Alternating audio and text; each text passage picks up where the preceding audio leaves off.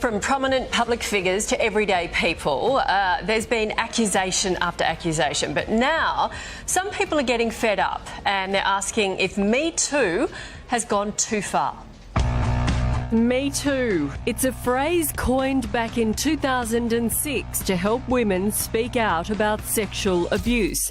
A decade on, rape allegations against Harvey Weinstein turned it into a global movement.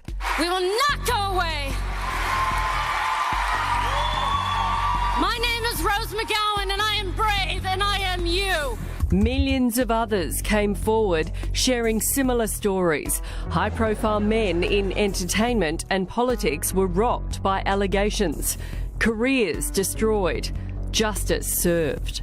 A convicted felon named William H. Cosby Jr. left the courtroom in handcuffs, headed off to state prison for his crimes. The accusations weren't confined to movie sets. Women in workplaces around the world continue to speak out, and famous Aussie faces haven't been immune. He was trying to take my top off.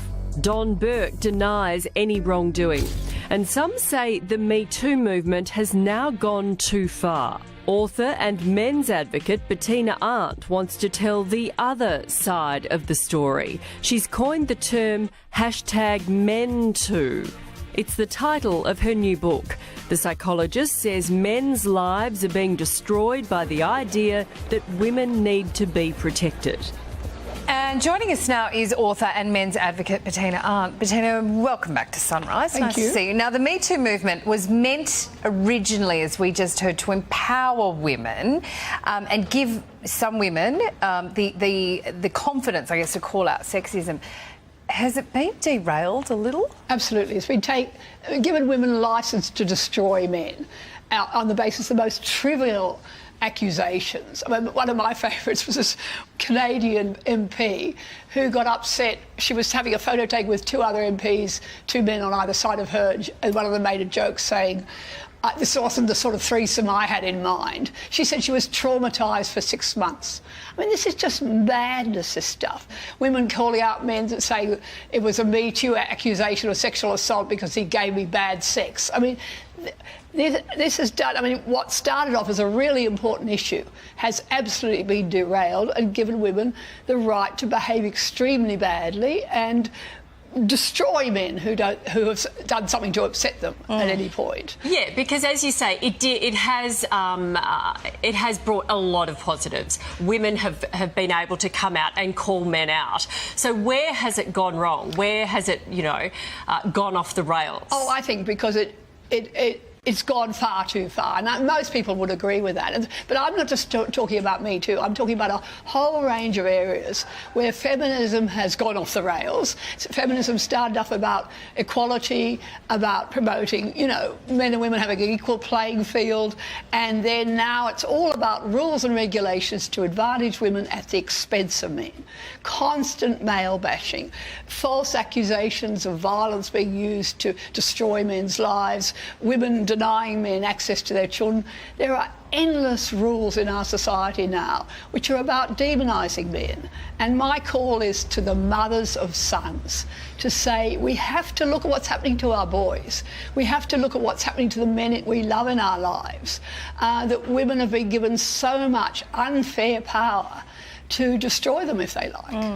Well, you've spent 3 decades working as a psychologist and a sex therapist. And mainly a writer. And a writer. And so what are men saying to you? Because I know a lot of the men I know and love are quite scared at the moment. Absolutely. Look, one of the things I'm doing at the moment is going out on campuses, talking about the fake rape crisis. Look at what's happening to young male students. We have universities across Australia setting up regulations where the universities are going to adjudicate rape cases.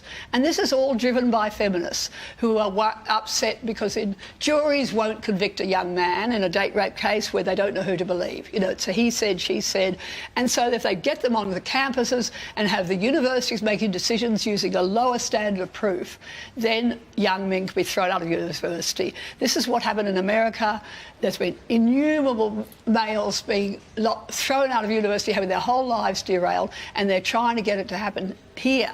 And I spent last year defending a young PhD student, Adelaide University, who was being pursued by a university committee, and I got a barrister to represent him saying they had no right to get involved in a criminal law matter.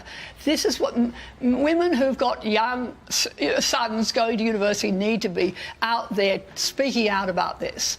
And that's what I've been doing. I've been on campuses across Australia, and I'm going to do it all next year, saying this is a fake rape crisis. There is no evidence that our universities are crawling with rapists. This is an attempt to demonise young men, and it's really dangerous. As a mother of two sons, I know exactly what you're talking about, but also so many women, professional women, don't want to call themselves feminists anymore. They are too scared to speak out. That shows you how far the pendulum has swung. But they won't say that publicly, will they? No, the latest big survey just done in Australia, 19% say they're a feminist now.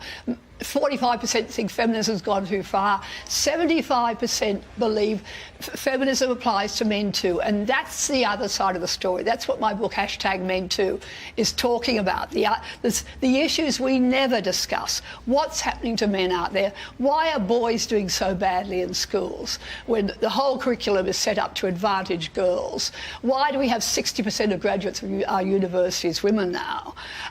What's happening in the family courts that women have such power to shut men out of children's lives, to use false allegations of violence, to turf the man out of his home. 6 out of 8 people killing themselves every day in Australia are men. We need to start calling out feminism, which is a really destructive force in our society. Bettina Arndt, well done. Good on you for writing this. It's called #MENTOO. Check it out. Thank you. Yeah, you can buy it online. It's not quite out, but you'll be able to order it in time for Christmas. This is to tell Australia that Bettina is rooting for the men of Australia. We'll put it on our website. Thank you.